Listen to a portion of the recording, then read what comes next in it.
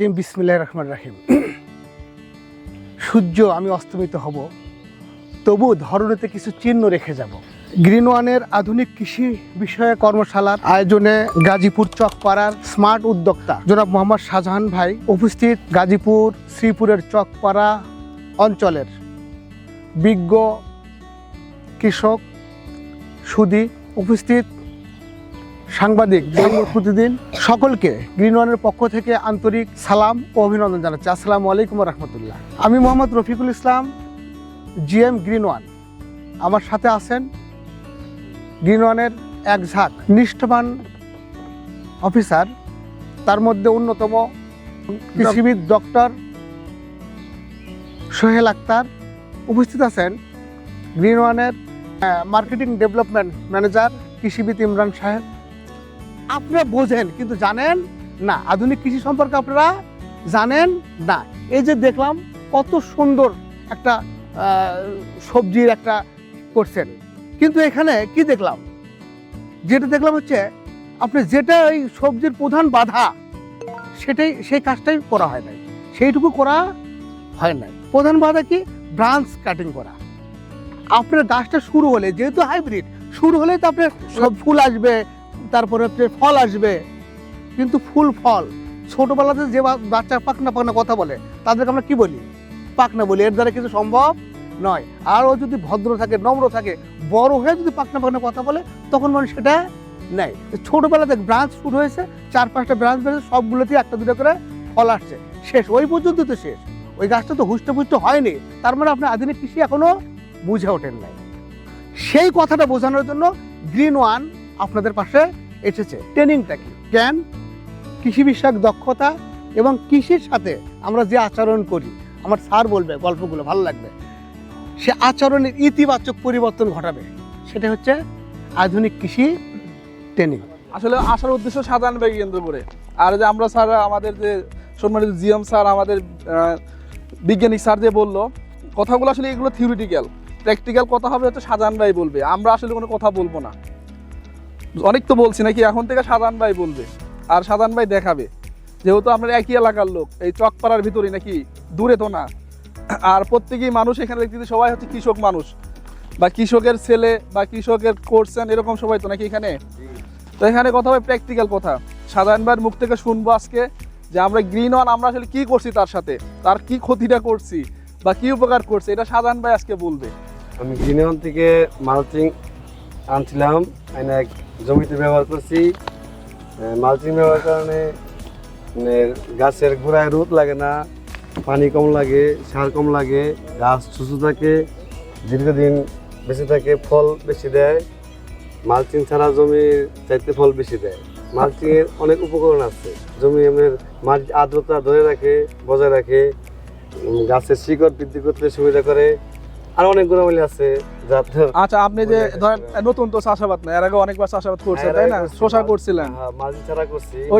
ওইটার সাথে এটা জাস্ট কম্পেয়ার করেন তো। হ্যাঁ, অনেক ডিফারেন্স, এটা বলে শেষ করা যাবে না। এটা কি মানে মুখে বলতে হবে নাকি বাস্তবে? বাস্তবে। বাস্তবে মুখে বলার কি দরকার? প্রত্যেকেই যাবেন, একটু জমি কষ্ট হলে আধা ঘন্টা বা 10 মিনিট খেলে ঘুরে আসবেন জমিতে। আমরা আপনাকে এইটা ইনশিওর করতেছি, আমাদের কোনো প্রোডাক্ট নিলে আপনি অ্যাটলিস্ট ঠকবেন না। আর যদি ভুলও হয়, ভুল কিন্তু করছে সাধারণ ভাই, মালচিং এ ভুল করছে, মালচিং বিছাইতে ভুল করছে, বেড করতে ভুল করছে, মাচার নেটটা যেভাবে দিতে হয় ওইভাবে প্রপারলি দেয় নাই, দেন হচ্ছে ব্রাঞ্চ কাটিং করে নাই, অনেক ভুল করছে। তারপরেও কিন্তু হয়েছে। যদি 100 না হয় 80% হয়েছে তো। তারপরে মানুষ যখন হবে, কখন করতেই তো হয়। এক্সপেরিমেন্ট যখন হবে তখন সে ভালো 100% সফল হবে, বাট এখনো সে 80% সফল হয়েছে। বাট এখান থেকে কিন্তু 100% সফল হওয়ার সম্ভাবনা আছে, তাই না? লাগতেছে না, আপনি তখন ওনার ফসল দেখে, ওনার জমি দেখে আপনি বিশ্বাস করতে পারতেছেন, হ্যাঁ উনি এইটা করছে, দ্যাট মিনস এইটা হয়। এভাবে যে শশা হয়, এভাবে যে এত গরমেও শশা হয়, এভাবে যে মালচিং বিছাইলে যে আগাছা হয় না, সার কম দিতে হয়, পানি কম লাগে, এইটা তো পরীক্ষিত। এটা আমার কথা না, আমি তো বলছি, বাট এটা পরীক্ষা হয়েছে, তাই না? তো চিকিৎসার ক্ষেত্রে আপনারা যেটা করবেন, বাট আপনি রোগটা চিনবেন যে আমার এই রোগটা হয়েছে, ভাই আমাকে এইটা দেন। নাপার কথা কিন্তু কাউকে বলতে হয় না। জ্বর আসলে যে নাপা খাইতো, এটা কিন্তু কারণ ডাক্তারও বলতে হয় না। আপনি ডাক্তারকে বলেন যে ভাই নাপা দাও, তখন ডাক্তার আপনাকে নাপা দেয়। উনি বলেও না ভাই জ্বরটা আসছে না, গাও ব্যথা, বলতে হয় না। তো প্রত্যেকটা মানুষ যেন এরকম হয় যে আমি বলবো যে ভাই আমি ইমিডাক্লোরোপিড দেন, এখন কোম্পানি কোনটা, তখন আপনারা বলেন যে ভাই এই গ্রুপের ওষুধের নাম বলবেন, রোগের নাম বলবেন আপনি যে, আর আপনি একদিন ওটা বলতে পারবেন না।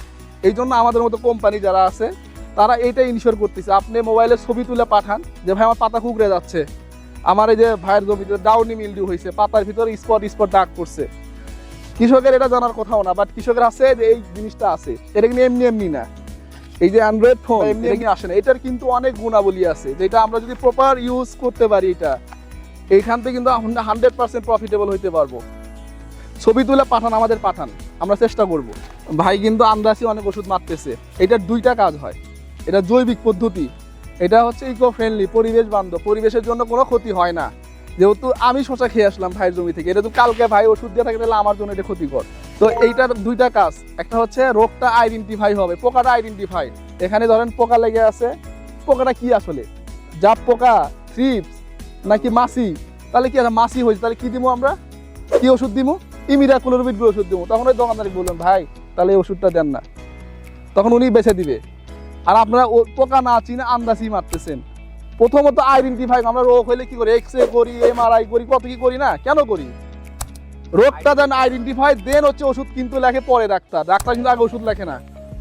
প্রথমত রোগ আইডেন্টিফাই হয়, দেন হচ্ছে ওষুধ লেখে। আপনি প্রথমত রোগটা, পোকাটা কি এটা আইডেন্টিফাই করেন, তারপরে ওই যে চাচার কাছে যান, উনি ডাক্তার, বলেন যে বাবা আমার কাছে এই লাগছে, এটা দেন। আপনারা চারপাশে যে অনেক কিছু প্রবলেম এখন ফেস করতেছেন, যেটা হয়তো 2 বছর 4 বছর আগেও ছিল না। হয়তো একটা ফসল নতুন করছেন, খুব ভালো ফলন পাইছেন, 2 বছর করে ভালো ফলন পাইছেন, 3 বছর পরে যে আর হচ্ছে না। তার কারণগুলো কি হইতে পারে? এই এলাকার মাটিটার কথা যদি আমরা চিন্তা করি, কারণ আমাদের ফসল জন্মানোর মূল মাধ্যমটা হচ্ছে মাটি। মাটিকে নিয়েই কিন্তু আমার চিন্তা করতে হবে আগে, কারণ আমার মা যদি ঠিক না থাকে সেখান থেকে কিন্তু আমি ভালো সন্তান আশা করতে পারি না। গাছের বৃদ্ধি কয় ধরনের? একটা হচ্ছে দৈহিক বৃদ্ধি বলা হয়, এই লতা পাতা বেরোবে, গাছ লম্বা হবে, সেটার কাজ হচ্ছে ইউরিয়া। ইউরিয়া করে গাছ লম্বা করবে, বড় করবে, এই করবে, ডালপালা ছাড়বে। ফসফেটের কাজটা হচ্ছে, মূল ভূমিকাটা রাখে, সে প্রথম দিকে শিকড় বৃদ্ধি করবে, তারপর হচ্ছে কুশি বৃদ্ধি করবে, ডালপালা বাড়াবে, ফুল ফল বৃদ্ধি করবে, মানে ফুল ফল ধরাবে আর কি, বীজগুলো পুষ্ট করবে। এটা হচ্ছে ফসফেটের কাজ। ফসফেটের কাজ যদিও পরিমাণে অল্প লাগে, কিন্তু কাজটা অনেক বেশি। পটাশের কাজ এক কথায় টিকে দিলে কি হয়, রোগ বালাই পোকামাকড় আসে না।